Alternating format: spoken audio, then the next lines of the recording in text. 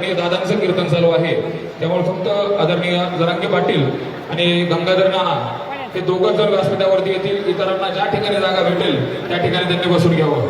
कीर्तनाची शिस्त कुणीही मोडू नये. स्वामी महाराजांचा दरबार आहे, आदरणीय दादा व्यासपीठावरती आहेत, त्यामुळे आपल्या बंकट स्वामी महाराज संस्थांची शिस्त सगळ्यांनी पाळायची आणि गावातील कुठल्याही मंडळी तरुण मंडळांनी व्यासपीठावरती येऊन गर्दी करू नये. आता अगोदरच व्यासपीठावरती मान्यवर मंडळी मोठ्या प्रमाणात आहेत, त्यामुळे व्यासपीठावरती पाटलांच्या व्यतिरिक्त कोणीही येऊ नये विनंती.